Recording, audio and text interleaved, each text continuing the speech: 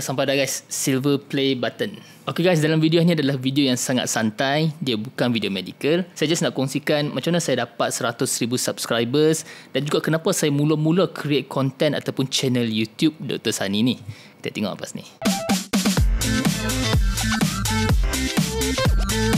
Assalamualaikum guys, what's cracking, back with another video. Okay guys, before kita mula, saya just nak ucapkan ribuan ataupun 100,000 terima kasih kepada semua subscribers yang sudi subscribe kepada channel konten saya. Saya faham yang konten macam medical ataupun kesihatan ni, dia bukanlah konten yang boleh pergi viral ataupun dapat banyak views dan sebagainya. Tapi of course, tu bukanlah the main reason saya buat channel YouTube ni. So guys, sedikit background saya perasan yang walaupun dah capai 100,000 subscribers, sebenarnya saya tak pernah cerita pun saya ni bekerja dekat mana dan sebagainya. Jadi sebenarnya saya ni adalah seorang pegawai perubatan ataupun doktor lah kalau belah utara ni panggil. Sebelum ni berkhidmat di KKM, tapi kita dah merajuk, kita dah keluar for obvious reasons KKM. Sekarang ni saya berkhidmat di salah satu kementerian yang bukan di bawah KKM. Dan the main reason sebenarnya saya mula-mula start channel YouTube ni is sebenarnya pada waktu tu maybe 2 ke 3 tahun yang lepas, terlalu banyak information ataupun misinformation yang sangat mengarut. Kalau hampa ingat pada satu ketika tu, tak tahu lah dia panggil magic card ke apa card ke, yang dia perkapit card tu antara pam minyak tu. Dia kata kononnya boleh jimat lah, elektron dan sebagainya. Bagi kita rasa macam benda tu sangatlah mengarut. Tapi bila kita tahu sebenarnya ramai orang yang cuba amalkan benda-benda yang macam tu. Dan misinformation yang paling banyak adalah of course dalam bidang kesihatan, yang orang duk jual jamu, jus itulah ini. Dan yang saya paling geram tu adalah mostly family saya ataupun kawan-kawan kita yang kita tertipu lah dengan jamu-jamu dan sebagainya. Mungkin pada waktu tu tak banyak kot information medical ni. So basically channel ni adalah untuk kita combat misinformation ni. Sebab kebanyakan misinformation ni, dia punya voice ataupun dia punya social media punya coverage tu, dia wider, dia lagi banyak daripada orang yang duk cuba perbetulkan. That's why ni adalah salah satu kita kata usaha saya lah untuk kita cuba combat. Kita fight fire with fire nah. Kita tak boleh fight fire with water. Kita tak mahu orang yang duk bagi misinformation ni suara dia lebih besar daripada information yang tepat.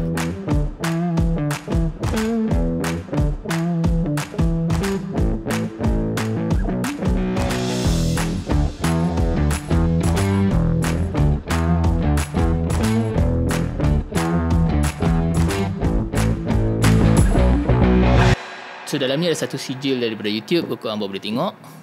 Dia kata, do you remember your first subscriber? Actually, saya ingat sebenarnya first subscriber saya. Dan orang yang paling awal tolong saya buat video ataupun ajak saya berkaitan dengan kamera YouTube ni adalah Ilman Wahab ataupun kita panggil Ilman Telak. So terima kasih banyak kepada Ilman. Kalau tak, memang kita tak sampailah ke sini. Sebab mungkin orang tak tahu, di sebalik every content creator ni ataupun YouTuber ni, kita kena belajar how to handle a camera. Kita kena tahu macam mana nak handle camera settings, macam mana nak set up lighting, macam mana nak set up mic, macam mana nak edit.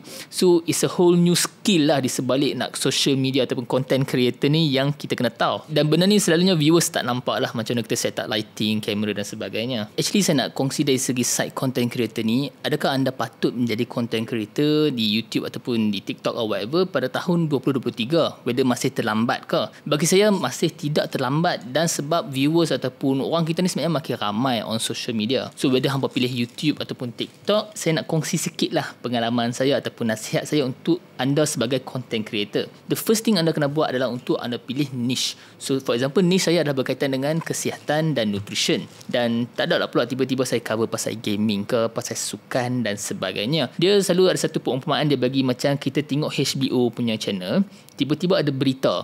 So as a viewer, kita ni macam kita nak tengok movie, tapi kenapa ada berita dekat channel ni? So tu antara benda yang saya tengok some macam content creator ni, dia tak jumpa lagi dia punya niche. So dia cover semua benda dalam dunia ni.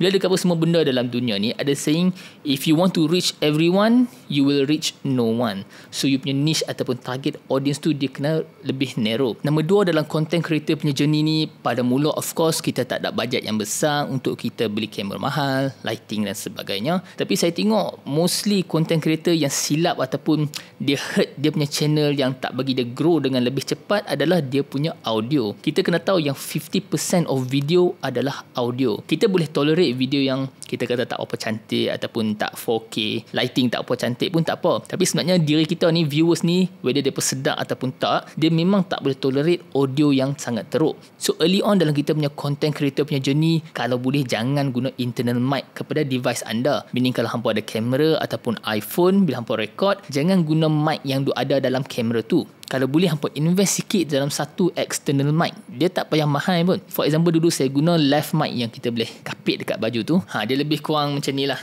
Actually ni dah mic pertama yang saya guna. Dia macam ni, macam interviewer punya style ni. So apa yang hampa buat is hampa kapit benda ni dekat baju. Whether hampa nak sembunyikan ke. And then dekat hujung ni dia ada jack punya input. Hampa cucuk ke kamera ataupun ke phone hampa lah. Benda ni tak mahal pun, tapi dia punya impact kepada video hampa ni sangat-sangat bagus. Brand yang saya guna ni adalah daripada Boya. So hampa boleh cari dekat Shopee ataupun saya akan tinggalkan link dekat bawah lah exact model yang saya guna ni. Dan last kali bagi saya, whatever content yang hampa nak buat, satu benda je, make sure yang video yang hampa buat ataupun konten yang hampa buat tu ada value. Value bermaksud whether konten tu membawa entertainment kepada viewers hampa. Apa entertainment dalam bahasa Melayu? Entertainment Melayu, hiburan. Ya Allah. So whether content hampa membawa hiburan kepada orang, atau kategori yang kedua, content hampa membawa macam education. So most content creators ni dia jatuh ada dua benda ni sahaja, education ataupun entertainment. Macam YouTuber-YouTuber yang besar dan sebagainya, dia pun boleh combine kedua-dua benda ni, which is really susah lah macam mana nak entertain dan educate at the same time.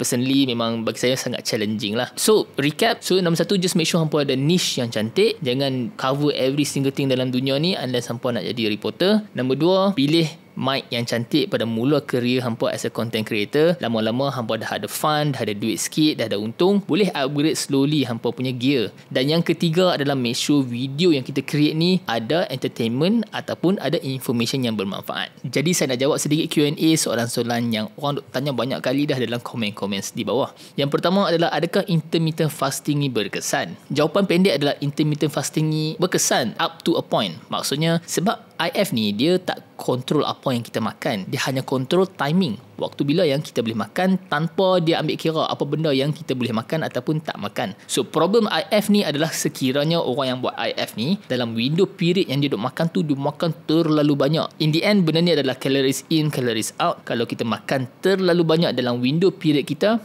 IF ni boleh jadi tak berkesan. Soalan kedua adalah daripada Ismail Hashim, berapa banyak telur yang kita boleh makan sehari? Soalan berapa banyak telur yang kita boleh makan ni, dia tak sesimpel as 1, 2 ataupun 3. Dia sangat bergantung kepada individu. Ada setengah individu boleh makan sampai 10 biji telur dengan telur kuning. Paras kolesterol dalam badan pun tak ada berlaku peningkatan dan sebagainya. Tapi orang lain pula bila makan 2-3 biji telur pun dah memang melambung dah level of kolesterol dalam badan. Jadi jawapan yang kita nak bagi ni, dia tak boleh blanket rule. Maksudnya dia tak boleh apply kepada semua orang. Sebab setiap individu ni dipanggil ada variability lah. Genes kita tak sama, receptors kita pun tak sama. Generally lagi banyak receptors yang kita ada dalam usus dan lagi banyak penyerapan kolesterol yang akan berlaku. For example, kalau orang dilahirkan dengan masalah genetik yang memang tak produce reseptor ataupun pintu-pintu yang nak serap kolesterol ni, orang macam tu dia makanlah 100 biji telur pun benda tu tak akan efek darah dia. Tapi berbeza dengan orang yang dilahirkan secara tak berapa nak bernasib baik ni, yang dilahirkan dengan lebih banyak reseptor kolesterol, orang-orang macam ni dipanggil hyperabsorber. Jadi orang macam ni dia tak boleh lah nak makan telur dengan terlalu banyak. Sebab even dia makan telur sikit pun, disebabkan oleh reseptor dia akan berlakunya peningkatan kolesterol dalam darah. Dan niat ataupun hajat saya dengan membuat video-video medical ni, kalau saya boleh tolong at least 1%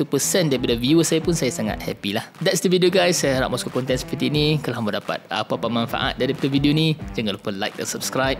Tinggalkan soalan hampa di ruang komen di bawah. Kita jumpa dalam video seterusnya.